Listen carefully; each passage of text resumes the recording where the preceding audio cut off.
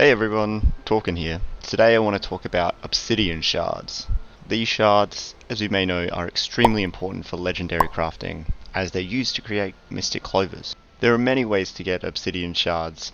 Most commonly they bought with Karma. However, I want to show you a method which you can do daily, and it won't take you long to have enough Obsidian Shards to create a legendary. For those of you who don't know, the winterberry farm is located in Bitterfrost Frontier, which you can only unlock by purchasing the third chapter of Living World Season 3, called A Crack in the Ice. This unfortunately is 200 gems, however of all the episodes, I would say it's the most valuable from Living World Season 3. So once you've progressed through the story to access the map, you can find the vendor Sluishu above the Sorrow's Eclipse waypoint. Sluishu is known for being one of the easiest methods to gain an Ascended Ring, backpack, accessory, and underwater headpiece.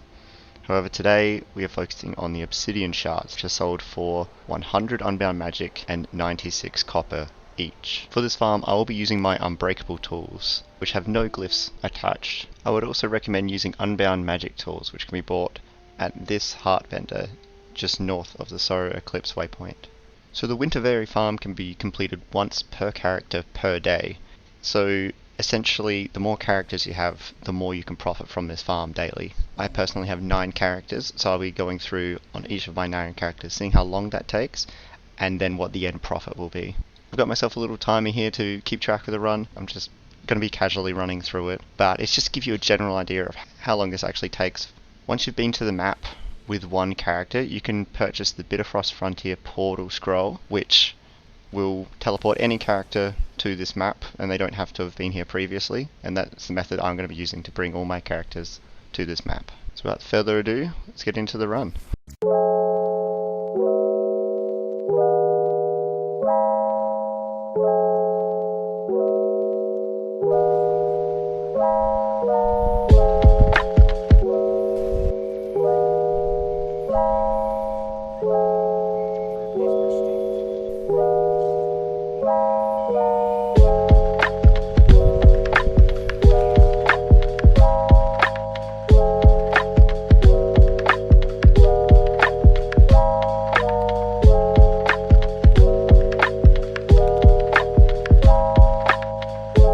The route for this run is pretty simple once you've done it a few times. I'll provide a map link down below. So some people stop at these bushes here and then log on a new character, but there are a few more bushes down to the south of the map, which I'm going to go get now. Just adds to the amount per day that you can get.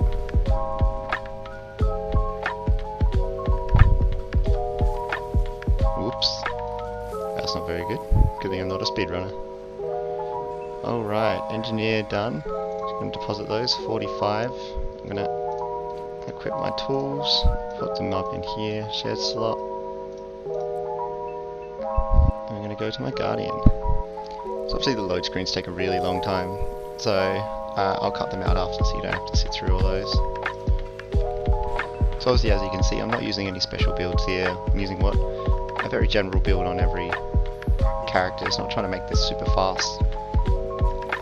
I feel like it makes it more reasonable as to what everyone's characters are actually going to be like if they just pop over here.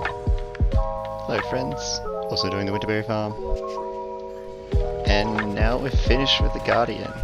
So it's 2 down, it's taken us nearly 15 minutes, but that was pretty slow. Deposit 52, pretty good. I should also mention, if you don't have the roller beetle, it's not a big deal. It's mainly just for covering the long distances to the last 6 winterberry bushes, but if you have a raptor, that covers it just fine. It'll just be a tiny bit slower.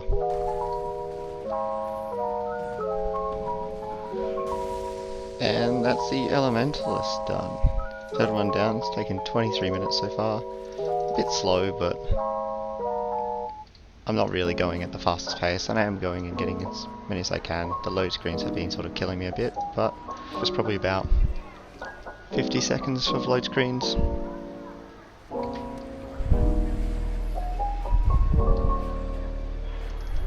Alright, now we're finished with the Thief.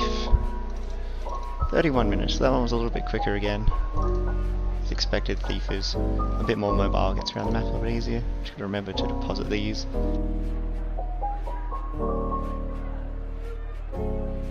And finishing up run number 5. Now with my Necro. I did a new route this run, which actually felt a little bit faster, but the time doesn't really show it being that much faster. I actually wasted probably about 2 minutes getting onto my Necro because I forgot to take one of the tools off of my thief. Definitely slowed me down, but no, we're not speeding through this, we're just having a gentle pace. Wow, I really like the colour scheme that I've put on this one. I hope if I don't fall into the water as well though.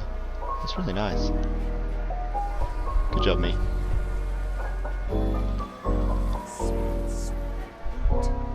Damn, that's beautiful. And almost done for the Revenant. I wasted a bit of extra time that one, but it's still pretty quick. I've spent so much time admiring that sky scale skin.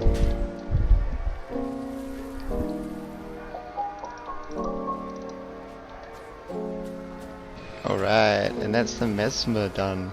58 minutes. Mesmer, as expected, a little bit quicker. Not a huge amount quicker, but it is what it is. I'll take it where I can get it. It's just a lot more mobile. Time to deposit these winterberries. Move on to the next one.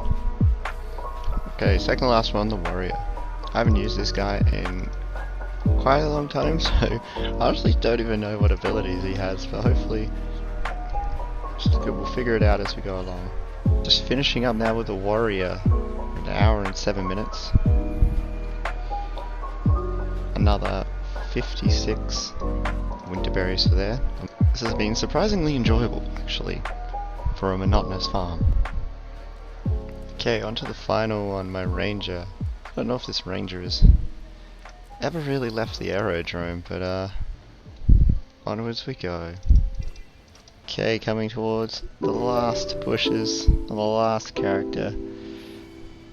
There we are, and now our call time. So it took me 1 hour, 16 minutes in total. Obviously, not extremely fast. Excuse me, I'm trying to talk here. How rude. So I'm going to hop back to my main character, and then we can tally up how many winterberries we got, and how much Obsidian Shards it equates to.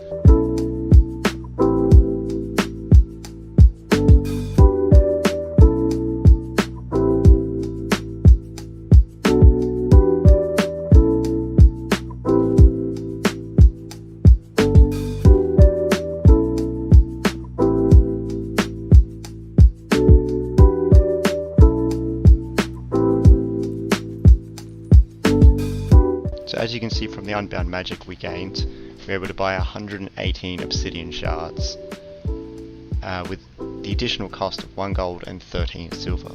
If you were to buy this many Obsidian Shards using Karma from the regular merchant, it would cost you 247,800 Karma. If you have a lot of Karma spare, it is still a good idea to buy some of your Obsidian Shards through Karma. However, if you're like me and make a lot of legendaries as a way of making money in the game, then you will go through your Karma very quickly. From this method, I gained 93 Obsidian Shards per hour. I wanted this to be an accurate representation on if an average player just wanted to teleport straight to the map and start farming. I know I personally had to farm Karma for legendaries, and this is not an easy thing to do, and incredibly frustrating as it takes a lot of time to gather Karma. So I hope this helped some of you find an additional way to getting Obsidian Shards in the game. I know there are a lot of ways, but I feel like this isn't covered enough for how easy and how quick it can be. If there's anything I missed from this run, feel free to let me know in the comments down below, and I'll see you on the next one.